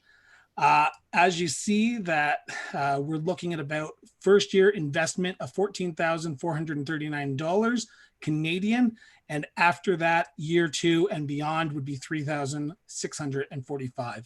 I did ask for references for what a sub-site would look like, and Red Deer County was the one that they gave us in Alberta. So Red Deer County has their own, and they have their own sub-site, which is Grow Red Deer County, and then also Manhattan, Kansas. With the department header is a cost-effective way for departments within the municipalities to highlight department or organization-specific content while still falling under the umbrella of the same content management system. So with the department header, for year 1 investment, it would be $7,758. And then after that, year 2 and beyond would be $1,153. They gave references as well for Bree, California, and Everett, Washington. Now, with the department header package, with the Town of Slave Lake currently going through the redesign phase of our current website, costs were able to be reduced from the implementation of a department header. If the Town of Slave Lake were to wait until 2021 after the town website is redesigned, costs could go up over $10,000. Furthermore, savings in site maintenance and upkeep are important to note. So additional funding, administration will apply for the partnership marketing grant in September. Progress Unlimited and the communications coordinator will jointly do some preliminary work over the summer to increase the likelihood that administration could obtain funding from Travel Alberta for the Town Economic Development website header. However, if council decides to move forward either the subsite or the header site, there could be a risk that the town is unsuccessful in obtaining the partnership marketing grant. If that is the case, the town would have to cover the full cost of the website development. So the recommendation to council is to move forward with an economic development, tourism, business attraction / retention department header. I'll take questions now. Okay, Councillor Brendel. So Chris, I have a couple questions. So this is business attraction and tourism, you said. So the Slave Lake Regional Tourism Society already has an existing website. Is that not something that we could revamp and make it both instead? We could. It is something that if council wants to move in that direction, we could work with the tourism society, I apologize. And we could move forward with creating one unique website with them, but it's up to council's direction if they want to move forward with that. Okay. My next question, we talk about being the difference between business and municipal world all the time. Frankly, in my business, I would never pay this kind of money for a website. It's crazy money, I think. I remember the prices we paid for our existing website, and I thought it was crazy then too. So I just don't get it, especially when we already have one that's not really being used at the moment, that just needs revamping, and we need staff to manage it. So this is ludicrous to me, actually. Okay. The only issue, I guess, with that is that A, it's on a different platform than our one is on now, and B, no one's keeping it updated. So, bringing it in under the envelope or the umbrella of our own website would help to actually make sure that we keep up with current information and that information gets shared on there. Right. However, the Tourism Society doesn't pay this kind of money either. So there still would be a cost savings, regardless of there being a grant for this. Okay. Other comments? Councillor Ferguson. Chris, so I just wanted to ask, between going with a department header to a subsite, is there a difference in how easy it is to be found in a Google search? No, it would be the exact same. Okay, so the relevance will show up the exact same. Okay, all right. And then the other question I had, so if we did choose to go with a department header, if we wanted to go to a subsite down the road, is it easy enough to move that over to a subsite? Or is no. So if we decided to move to a subsite later on, say in 4 or 5 years, it would actually make the process start over again. So you would have to put that 14,000 or potentially whatever it would cost 4 or 5 years down the line into play. So it's a completely separate website. So the back end would be all different from the current website. So it's just a separate website. You'd still be starting from scratch.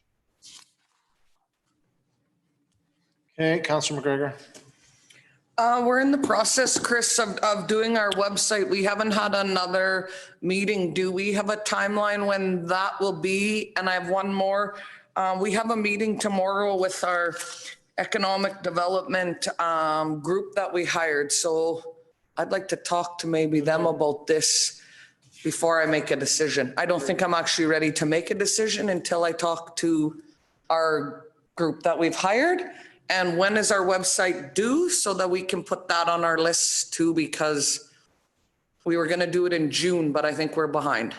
Yeah, so we are behind, and that's because of Civic Plus, because of COVID-19, they had to reduce some staff. So their art directors were not available on a timely basis. So we're just rolling with the punches with that one.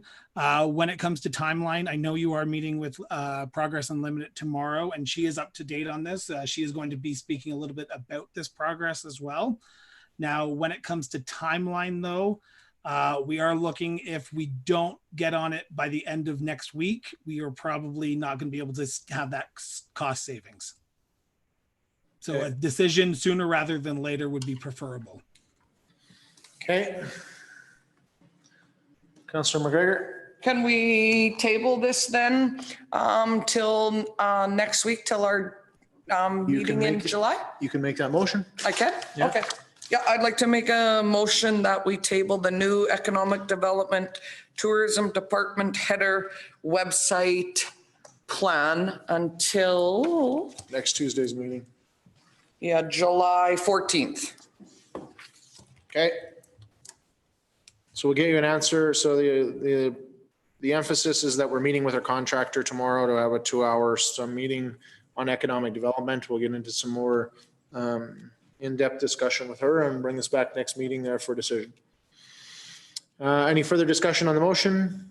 Call the question. Those in favor? It's carried. Good by me. Okay, Chris, upgrade to live streaming. So the purpose of this report is for council to approve a vendor for video equipment to live stream council meetings. On March 11th, 2020, the World Health Organization declared the global outbreak of COVID-19 as a pandemic. 2 days later, the Alberta Chief Medical Officer, Dr. Dina Hinshaw, announced that all gatherings larger than 250 were to be banned. 4 days after that, Premier Jason Kenney announced the province had declared a public health state of emergency, and with that, the size of gatherings would be limited to 15 people. On March 17th, Town of Slave Lake held their last council meeting. Slave Lake Council began live streaming council meetings on April 7th, 2020 via Zoom. This format for council meetings continued until June 2nd, 2020, where regular meetings of council began in the council chambers. Councillors continued to social distance during the council meetings. After the June 9th Committee of the Whole meeting of Council, Acting CAO Gordon Lundy brought forward a report around public notices and streaming during COVID-19 pandemic. Discussion was brought forward regarding live streaming council meetings. There was discussions between councillors and mayor if they wish to continue live streaming the council meetings. Now they're back in council chambers and restrictions were easing around social distancing. After discussion, council directed administration to research companies to bring forward a report and recommendation in regards to cameras being installed in the council chambers to remove wires and equipment from the floor. Administration reached out to multiple municipalities across Canada who'd already set up live streaming of their council meetings. Discussions took place with the officials from the City of Edmonton, City of Vaughan, City of Camrose, and City of Penticton. Administration also looked at other options available for live streaming of council meetings. 2 companies continuously came up in discussions and research. They are Intelligent Video Solution and Slick Media Technology. Below are the cost options for the 2 systems. Before we get into Intelligent Video Solutions, I do want to just make a clarification on this report. The USD should not read USD, it should read Canadian. They are in Canadian dollars. Just the error of it saying USD was not supposed to be there. So Intelligent Video Solution is an American-based video capturing company. Vault is the content management system that Intelligent Video Solution uses to capture and stream video. Access to the Vault system would require user names and passwords for users, including those intending to watch the live stream. Intelligent Video Solutions would come up to Slave Lake and install the Vault system and train staff on how to use Vault. Intelligent Video Solutions CMS Vault cannot stream to YouTube or Facebook. There's no way to lock cameras in quiet mode during any in-camera meeting, so they would be just like now, ending the live stream like we do for the Zoom meetings. Vault can be controlled remotely and virtually from any location. So the year 1 cost would be approximately $40,000, $40,000 and some change Canadian. And then after that, yearly would be $1,114 Canadian. Now I did put in that camera 1, camera 2, and camera 3. The reason why we decided with 3 cameras, 1 for council, which would be a movable camera where we'd be able to zoom in on each of the council members while they're speaking. Camera 2 would be directed where Councillor King, Councillor Ferguson, and Councillor McGregor are sitting right now for the CAO and director reports. And the 3rd one would be positioned right behind Mayor Warman, directed at the delegation table. So the Intelligent Video Solutions currently does not have any municipality work, but they do work with the Department of Justice in the United States of America. Slick Media Technology. Slick Media came recommended by 2 municipality administrations spoke with about live streaming for council meetings. Slick Media Platform Harmony Freedom Advantage, or HAFA, will enable the town of Slave Lake to digitally record, stream, and publish audio, video, and written content HFA is the content management system that will be iframed into the Town of Slave Lake website at no cost. Slick Media content management system, HFA, cannot stream to YouTube or Facebook. HFA can integrate with Zoom if there are delegations who are unable to come in due to unforeseen circumstances like COVID-19 Part 2. There is a way to lock the audio and video during live streams to indicate in-camera sessions. HFA can be controlled remotely and virtually from another location. So the first year implementation cost would be $5,000 for the planning, installation, deployment, and training. Harmony server would cost $750 per month. And then the cost of the cameras, where Intelligent Video Solutions built that into their audio and video equipment. Slick Media did not. Year 2 and onwards, for the first 24 months, if we went with Harmony with Slick Media, it would be $750 per month. And then after that, it would be $950 per month. There is a potential extra cost of redundant live recording. So if we were needed to have live recording, there would be a $400 a month charge for any potential power outages in the council chambers to still have that recording. Slick Media Technology current clients are City of Camrose, City of Vernon, the Province of Alberta, the House of Commons, and they are currently working on, and I'm just going to get this incorrect probably, but the State House in North Dakota or Montana, one or the other. Prices are, so the 3 prices for the cameras are prices for the cameras that Slick Media Technology recommended. Administration reached out to local audio video companies, and at the time of publication of this report, administration had not heard back from any of them. Both options would not require the Town of Slave Lake to publish the video to YouTube, as both options would allow residents to watch live stream council meetings on both HFA or Vault. Recommendation to council is for council to approve Slick Media Technology as the service provider to set up the live stream capabilities within the Town of Slave Lake council chambers. And I'll take any questions now. Okay, Councillor Brownell, Councillor King. Chris, again, I have a couple questions. First of all, very disappointing that no local company was able to give you a quote. But I guess that is what it is. So both of these have Zoom capabilities, right? They don't go off of Zoom? No, they have Zoom capabilities. So if, say, COVID-19 rears its head again and we have to go into more social distancing, we will be able to integrate Zoom into either HFA or Vault. So that way we can live stream from Zoom into that. Okay, good. I wasn't clear on that one. And curious on why they don't stream to YouTube. That's the biggest and most popular search engine in the world.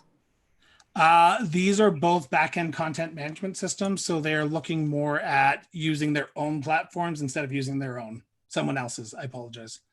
So is the audience still there? Like, I realize we're not getting. You'll be sorry.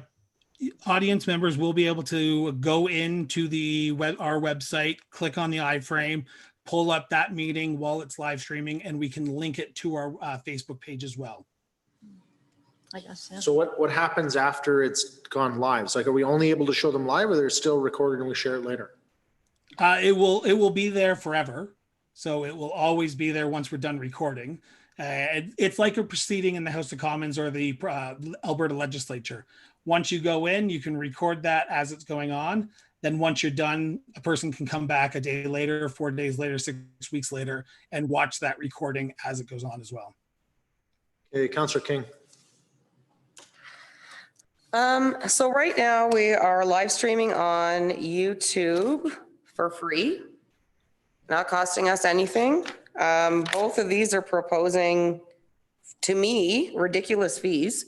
$1,000 a month just to put our meetings online is a lot, I think. I was under the impression that we were going to continue doing free YouTube and maybe looking at some kind of camera system, a one-time purchase, and not a monthly kind of subscription thing, but maybe that was me. So to answer your question there, Councillor King, we did look at options of doing it ourselves, but we would have to build a server and to ensure, because we would have to set up more than one camera and to ensure no, we would just have to set up more than one camera. And currently we have two laptops that are running the two cameras in the council chambers, where we would be hopefully working off of one laptop or one server. Okay, Councillor McGregor. Okay, I'd like to play. I mean, I was all for keeping this going live. I think it keeps us honest and accountable and people can watch it. Nowhere did I think we were gonna have to spend this kind of money though, I guess. So my bad for not doing my homework on knowing that it was gonna cost. In the same breath, sorry, Christopher, I don't think I'm ready to make a decision. I think maybe I would like to see if some local people would come back and give us a price. And I'm not good with this kind of money. So if I know that this isn't the ideal setup, and if people saw the green tape and the laptops and how we're sitting, they might think that we sort of look juvenile or that we don't know what we're doing. But YouTube for free seems to be working really well right now for our audience, and we're getting more people than the 3-4 people that we have come here watch us. Can we table this one too and send it out for local maybe again, or maybe now that people have watched this, maybe that'll give them some incentive and somebody local could give us a hand? I don't know. I really don't want us to go backwards, but I really don't want to spend this kind of money. Okay, Roland Schmidt, you'd like to play. Hey, Roland. I did have an update here because at the time that Chris wrote this report, there definitely was, I would say there was just enough money in the computer operating budget that would basically be one and done, and we wouldn't be buying any computers or any other equipment this year.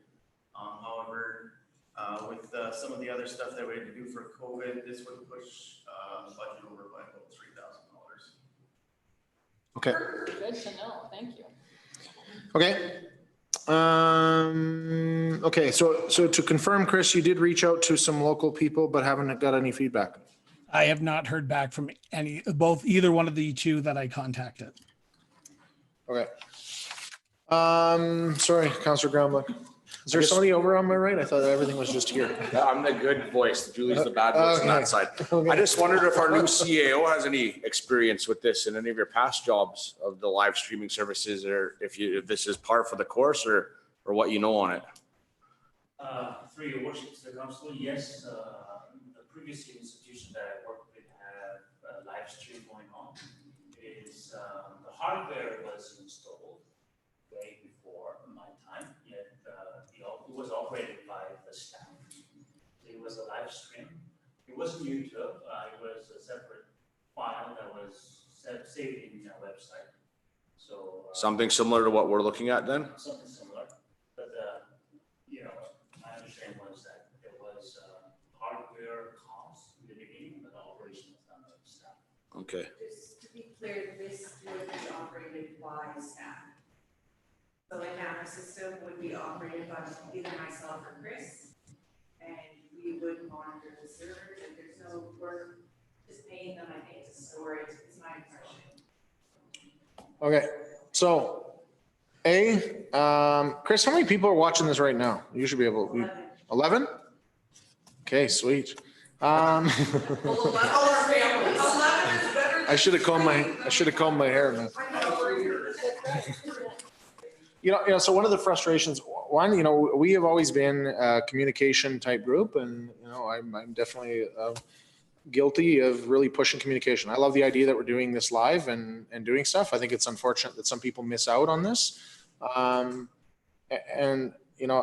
I always say, like, man, if people actually knew what it was like in here, or what we're talking about, what we're doing, I think it's great that there's this avenue to go back and watch some of it later. And, it does help keep us honest and make sure that I don't wear flip-flops to every meeting. I wore pants today, just, normally in July I wouldn't do that.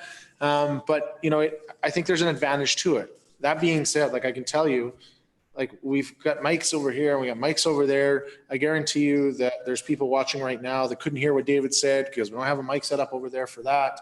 I got people sending me messages while we're doing this to say, hey, I can't hear Gary. You guys asked him great questions, but I can't hear what the response back was.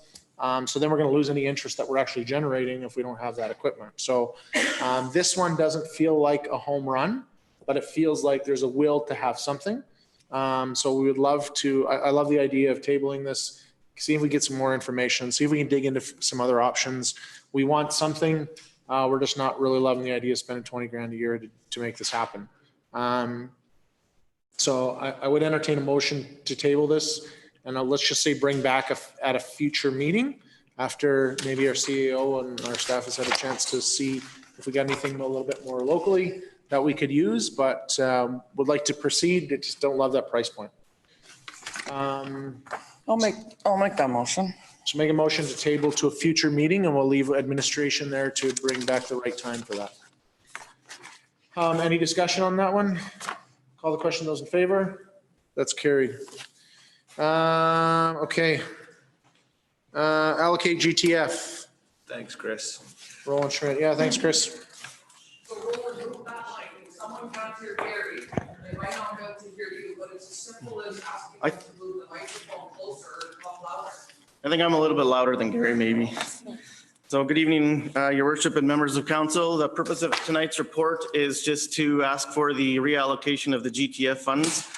For the 2020 budget, we allocated GTF funds to Lift Station C, which has been put on hold, as well as there's a potential other provincial funding that may be available for that project, as well as we had the pedestrian 88 crossing to be paid for. And that also looks like it's a project that will not be going ahead this year. Hilltop Reservoir is a project that is ongoing. Just like Lift Station C, it's part of the water project and it's applicable for these funds. So we're just asking that the GTF funding that was applied on these other projects is reallocated to Hilltop to be able to be used up this year. Questions, comments, concerns? Councillor King. We should have put you first, Roland. Yeah. I'll make a motion that council directs administration to use the GTF funding for the Hilltop Reservoir project. Yeah, you're right. I kind of feel bad now. I'll think of some questions there to keep you here longer. What kind of interest do you think that we would gain on this if we left it in our account for another 5 years? Any discussion on the motion? Call the question. Those in favor? That's carried. Thanks, Roland. Lori, I see you had to step out here for a second, but we're into our last one. And I'm assuming we're going to wait till she comes back to talk about capital. So let's take a 2 to 5 minute break here real quick. You can just leave us live streaming, Chris. Oh yeah, okay, yeah, well, could do Mayor's Corner and get that one out of the way. I don't have much to say. Oh, Lori is back. Never mind. Oh, Kush is coming. People are coming. They're all filing in. Holy God, the excitement. For the 11 of you out there. We have no fans. Okay.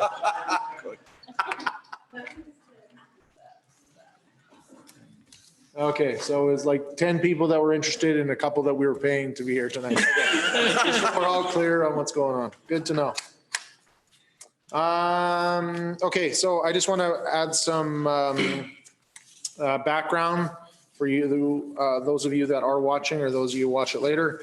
When COVID started, one of the things that council directed to administration was, hey, listen, we are concerned about funds. We are concerned about capacity, what we're taking on and what we're doing. And we said, hey, before we're just going out and taking on all these projects, not even sure what they're going to cost us or how they're going to be managed with all the things going on.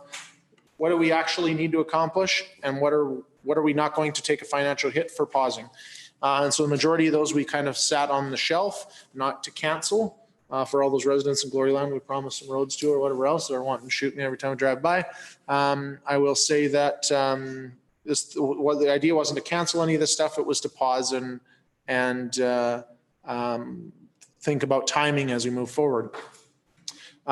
Towards the end of April, the province of Alberta reached out and said, hey, municipalities, we want you to send us our projects. We want to know what's out there. If we're looking at stimulus, we want to create things, we want to get things happening. Let us know what's out there and let's see what we can come up with. So we scrambled and we threw in a few projects that we had. A bunch of these things, we've got the plan ready. We just haven't tendered it out yet. And we send the stuff to the province. They responded with nothing until last week, in which there's a letter attached in our package that basically outlines, hey, a program is coming. Please get ready. The process is going to be simple. Make sure your projects are ready to rock and roll. If you want to start proceeding with them now, go for it. That's not normally how we do business, and I'm not saying we should, but I think it was a good time that I'd asked administration to have this discussion tonight to basically say, if we still wanted to proceed with some of these in 2020, what's feasible and what's not. And kind of that's opened the door to this discussion that we're going to have now. Okay? Yep. Kush. I'll start with Glory Land first. We had an internal discussion as to if it's feasible to carry out the project this year. Looking at the timeline, I think it's going to be a challenge because we would typically need 4 weeks after we post it out to tender to allow contractor to submit their bids and to finish up all the contract work. This will land us in end of August, basically. And then it will leave us basically 1 good month of work, September, and then October is again unreliable month to do or to accomplish much work. So here we have 2 options, I would say. If council wants us to proceed, we can do that, but it will have to be done in 2 parts. So basically this year we would do the bulbs. Next year we would do the remaining of the street in the Glory Land. But we will end up paying twice for mobilization to the contractor. Okay. So not ideal. Not ideal, exactly. I can't imagine all this rain really helps the whole construction road process either. No. And also, I forgot to mention, next year, I think the Highway 2 overlay is going to happen. So maybe next year would be a good time to put this out to tender and get an advantage during that time when a big highway crew is working around Slave Lake. Okay. Okay. So that's a touch on Glory Land. Now you want to talk about Lift Station C? Lift Station C force main is basically same. Initially, we were supposed to do directional drilling, but because of all the risk associated with that, we switched to trenching and excavation.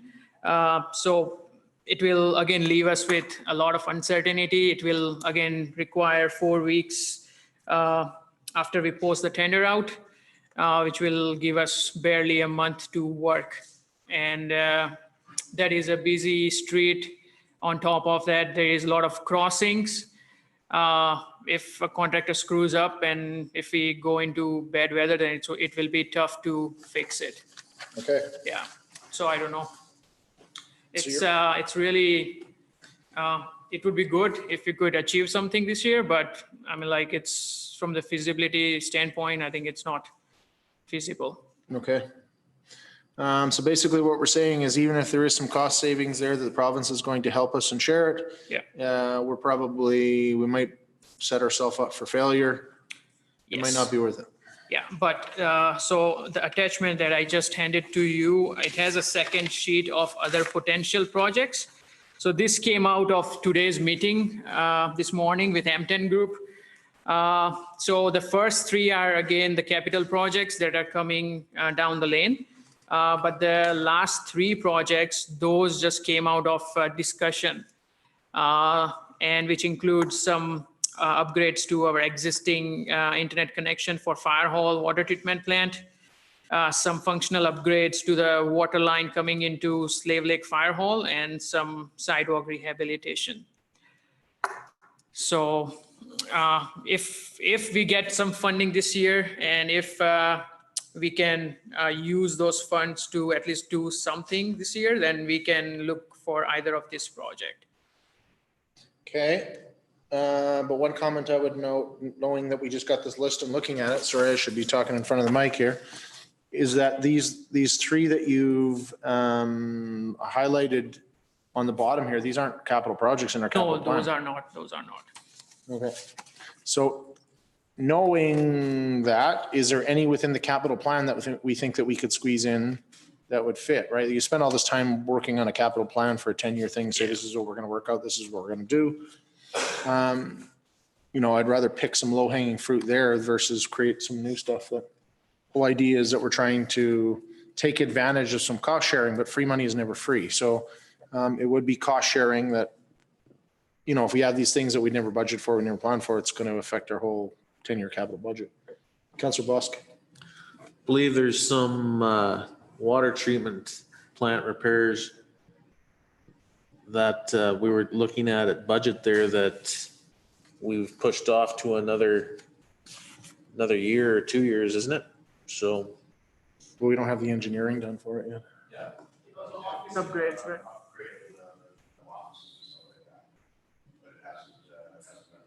Yeah, we defer the engineering. Roland wants to play.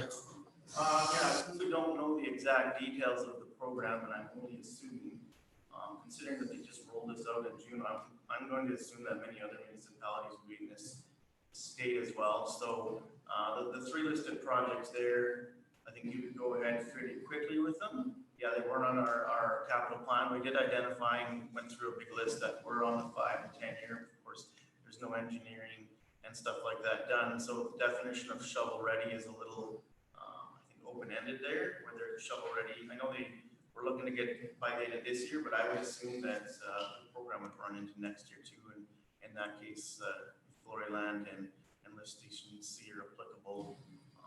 You know, we could definitely use those as well to help offset those costs with this grant program. Is there an ability, like, you know, we always talk about, you know, tendering stuff at the right time and having it ahead of time. And so, you know, contractors want some stability in contract pricing. Is there an ability to, example, if we have like roads, whether, or water work that we're doing in 2021 to tender now, you know, depending on what happens with these contracts, and tender them for construction in 2021, that we'd get some better pricing and use it as a 2020 project that actually carries out? You know, the provincial government came out with, they're going to fix all our highways in 2020 with construction completed by the end of 2021. You know, is there a little ball there to play in? So what I would say at the end of this is, you know, kind of threw this at you guys. I don't know if I love the idea of biting off new projects. I'd rather try and save some money on projects that we've already debated and decided that we should be doing. I would just challenge administration and task administration that when we get some more details on what this is, what it actually is, it cost sharing, is it 100% coverage? Is it stuff that can be carried on a longer construction season, that we be ready to adapt and use it to our advantage? I think that would probably be all council wishes at this point, but recognize that these ones are being shelved for right now. Your worship, I mean, the contract can be done as part of multi-year contract. So for some of the major capital projects, they go through 3 to 5 year time horizon. So typically for some communities, it is 1 or 2 year project, but we can probably stretch it out to a little further out. Okay. But I guess back to our finance director's point where I believe the province is looking for a shovel ready, the approval, the land is available. So it's tangible and visible within, you know, this kind of economic period. Yeah. Okay. So the only, Councillor King. I also don't like the idea of adding new things to our list. However, if there is nothing that they classify as available to do, I'm okay with throwing them in and getting them done, if that's what they classify as shovel ready. That would be the only reason why we even recommend that, right? Is we can either take no dollars and get nothing, or if there's this, and this is the only projects that are applicable that we get to put in this year, that already we might as well take advantage of at least some provincial funding rather than Zero. nothing. Okay, Councillor McGregor. Did we not make a decision on the sidewalk rehabilitation for this $350,000 the last time you were here, and awarded that with some other money that we had? Oh, that was some leftover GTF funding that we used towards doing more, increasing our $100,000 pavement rehabilitation. That's where you see them milling around town already. Yeah, to 400. Okay, I thought that was at 350. No. And I guess we have talked about roof repairs for the government service building quite a few times now. And Yeah, I We're will kind of say, torn on it all. So I think there's a couple things here we could do. yeah, the only thing I would say with the roof repairs for the government center, recognizing that probably none of the provincial people are watching this video, but whatever roof repairs go there, because it's based on square footage or whatever else, they're already paying their portion to refix that. So I would hate to turn around and take a grant Right. for money that I was already going to get, right? Yep. Okay. So anyways, I think from council, we just, the message that we'd send back to administration is keep your pulse on that one. And, luckily, I don't know if luckily is the right word. Normally we cancel a couple meetings in the summer to make it a little bit more enjoyable of a break for council. That being said, council's got a lot of stuff going on the go with a new CAO and some stuff with fire services, meetings with the MD coming up, economic development. We haven't canceled any of our summer meetings. So luckily we'll be able to, react quickly and have these discussions in a future council meeting as needed. So just keep an eye on that one and make sure that if there's an opportunity, we seize it, you guys. Councillor Randall. Kush, a little off topic here. Would you be able to send us the list of the areas that are being done, like the stuff that's being milled right now for that 350? Yeah, I can send you a list, but there is a map uploaded on the website as well for the area showing which areas are getting fixed. Oh, okay. So if that doesn't work for you, I can definitely send you an actual list with street name. No, map is good. We'll look on the map. Okay. We're colors people. We don't like to read. We like to look at pictures. Anything else, you guys? If not, we'll just accept that verbal report for information. Motion moved by Councillor King. Any discussion? Call the question. Those in favor? Those carried. Okay, where are we at here? Mayor's Corner. So we didn't have a meeting there last week. What's been going on? A couple of things behind the scenes. Future of the fire department is something we've been discussing here. In 2021, we basically had funding for a Fire Smart program that it ends in 2021. We had some discussion about what are we doing with those staff, what are we doing with the future of the fire department. So we've been doing a bunch of work behind the scenes to get ready to meet with our partners in the MD and the Sarge First Nation on what fire service looks like moving forward. Behind the scenes, we recognize the fire department we have today is not the fire department we had 10 years ago. Our call volumes, as an example, have went from a situation where in 2010, for example, we saw approximately 150 calls a year. To 2019, we saw 450 calls a year. And so additional to that, we see that there's less flexibility from employers and families to allow volunteers to be as involved as they had in the past. And so having some permanent staff is likely part of our equation as we move forward. So we need to understand what that means and what that looks like. So council's been doing a bunch of work behind the scenes on that.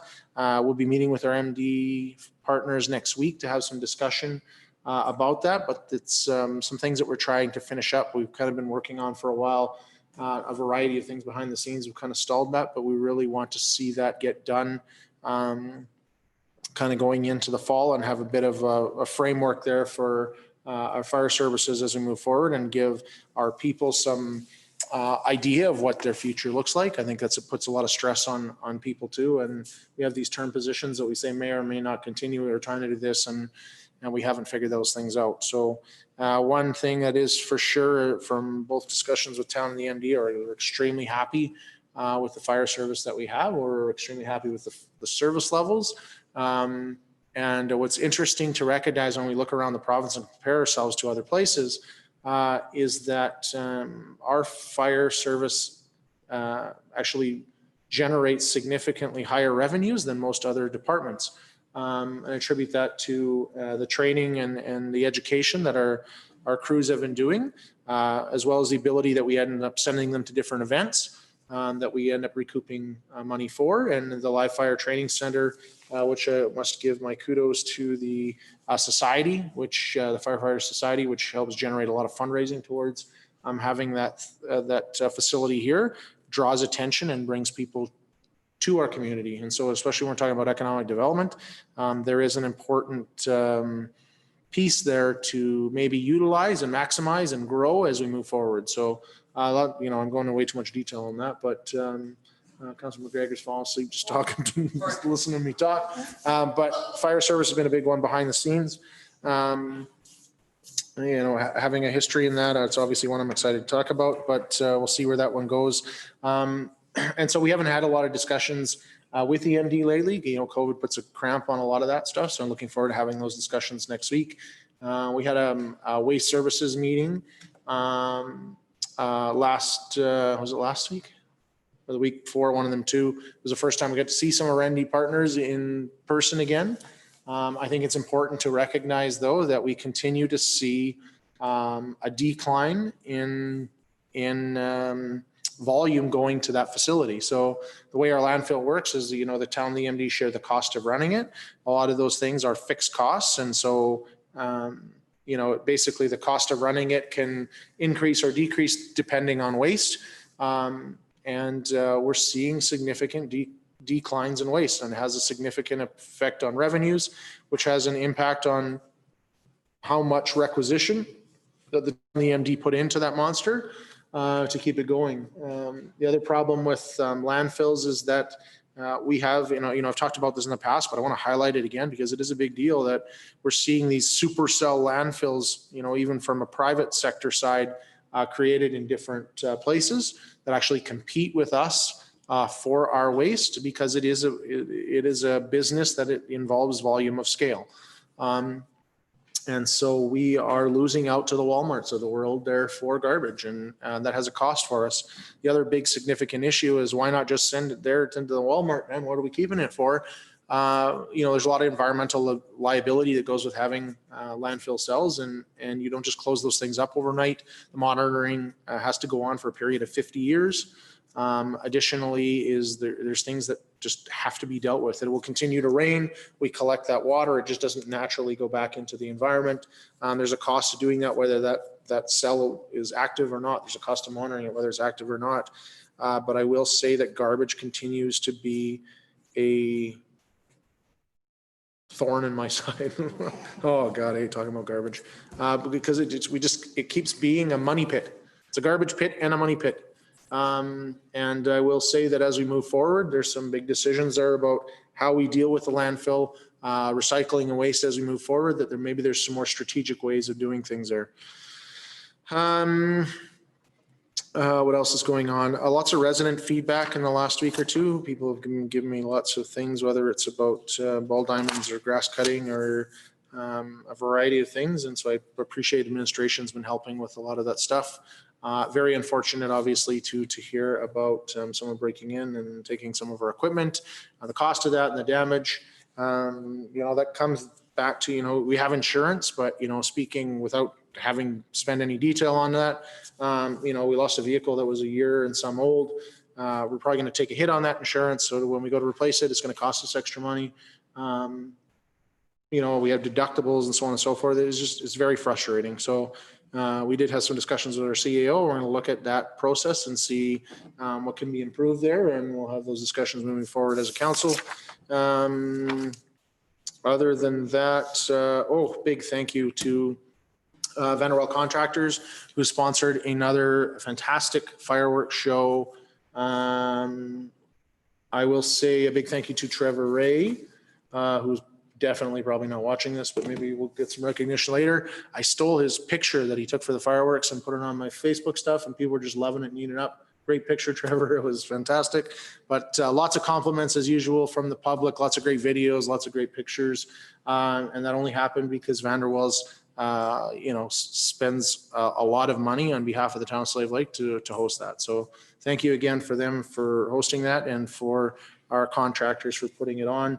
Weather didn't help there. It would have been ideal to do obviously on Canada Day. I still think it worked great for a Friday night.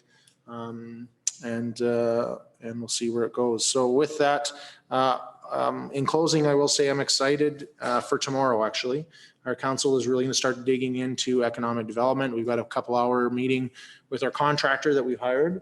You can tell that she's done a bunch of work there behind the scenes. She's throwing stuff at us like crazy. Feel like high school, I got my homework there to do again tonight to be ready for that meeting. But, you know, it is something that our entire council is invested in economic development. And just super excited to hit the ground running and get things going and have a contractor that shares that passion and a CAO that does the same. So, you know, lastly, I guess I would say, obviously, connecting with David over the last couple of days, excited to see him here, bringing some fresh ideas and perspectives to the town of Slave Lake. I think he's going to be a great ambassador and provide some great leadership and mentorship for our team. One of the things that he really stresses and from our discussions, he's very big on economic development. He's very big on customer service, having that culture within our team, but also being there to grow and support his team and really be open for ideas and sharing. And I think that's the right mechanics for, you know, something that is going to be strong moving ahead. So excited to see where that goes and where we all go together. I will add, I did have some discussions with Roland already, and I threw it at David as well, that we will be looking for some direction on some rough budget timelines. So we book off some stuff in the calendar because council is always extremely excited for budget. It is the, you know, as much as we want to have ideas, most of them require money. And so we need to make sure that during budget, we actually budget for the ideas that we have. But knowing that we actually, the 7 of us build our lives around that. Would love some direction of some rough ideas there that we can do with that. The other thing is, and I won't talk about it tonight, but I'll put it in the back of council's mind. We need to have a discussion about strategic planning for the fall, what we're going to do. We haven't booked any dates for that. We haven't talked about a process. I can't remember during budget what we decided our process was going to be for this year, but we'll leave that. We should have a discussion about that next week at our council meeting and firm that up and come up with a plan and dates if necessary. So, whew, I had like 2 things written for mayor's update. I didn't even think it was going to be that long. Councillor Grommack. Motion to go on camera? Motion to go on camera. Shut up, Tyler, and let's keep moving along. Discussion on the floor. Any discussion?